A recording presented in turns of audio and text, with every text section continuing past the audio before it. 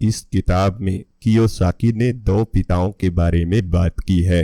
एक वो अपने खुद के पिता के बारे में और दूसरा उनके एक मित्र बेस्ट फ्रेंड के पिता के बारे में।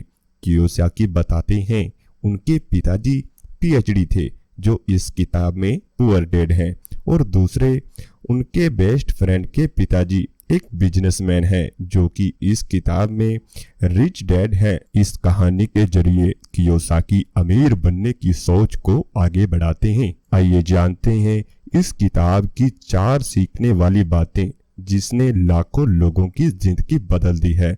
जिसमें पहला सबक है कि रिच डैड कहते हैं कि चुनौतियों से भागना नहीं चाहिए। कियोसाकी की जो पहली सीख है वो यही है कि चुनौतियों से दूर नहीं भागना चाहिए बल्कि उन्हें एक अवसर के रूप में देखना और बदलना चाहिए। मिडिल क्लास फैमिली शुरू से ही अपने बच्चों को सिखाते हैं कि ये चीज हम अफोर्ड नहीं कर सकते हैं, वो चीज हम अफोर्ड नहीं कर सकते हैं। लिहाजा बच्चों को बचपन से ही लगता है कि ऐसी बहुत सी चीजें हैं जो हमसे बहुत दूर हैं, जिन्हें हम अफोर्ड नहीं कर सकते।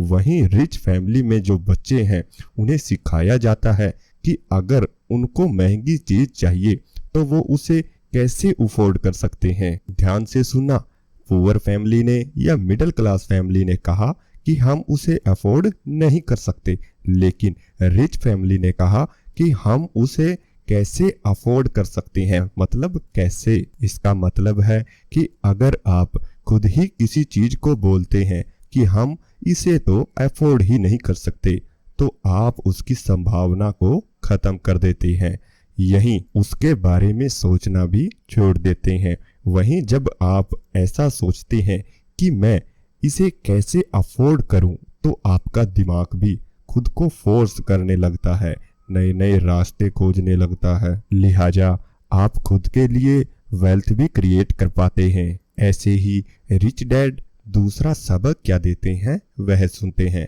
वह कहते हैं कमाने से ज्यादा नेटवर्थ कितना जरूरी है यह भी हमें जरूर जानना चाहिए।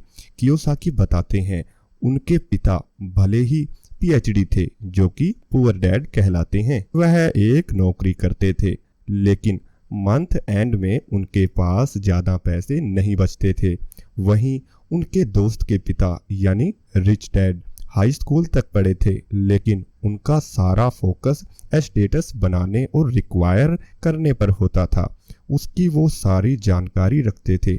जैसे मान लीजिए कि आप 1 लाख रुपए महीना कमाते हैं और 5,000 रुपए बचाते हैं।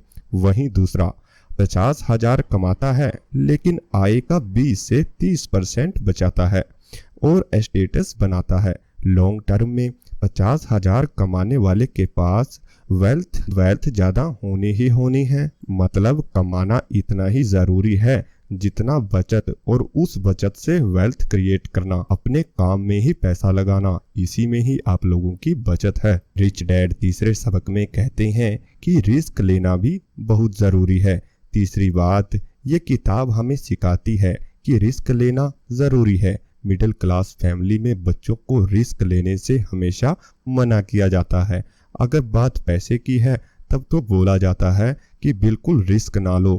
कियोसाकी कहते हैं कि अगर आपको अमीर बनना है तो रिस्क लेना सीख लेना चाहिए। अगर आप वेल्थ क्रिएट करना चाहते हैं तो कैलकुलेटेड रिस्क लेना चाहिए। धीरे धीरे आप रिस्क मैनेजमेंट सीख जाते हैं। मिडिल क्लास नुकसान झेलने की क्षमता कम होती है उन लोगों की जो मिडिल क्लास फैमिली से होते हैं, जबकि अमीर लोग घाटा भी झेल लेते हैं।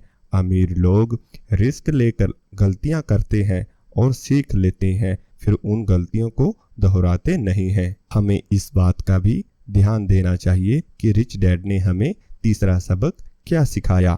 अब ऐसे ही रिच डैड चौथे सबक में कहते हैं, चौथा सबक खुद के लिए काम करें। कियोसाकी कहते हैं कि आप पूरा जीवन दूसरों के लिए काम करके यानी नौकरी करके वेल्थ क्रिएट नहीं कर सकते हैं।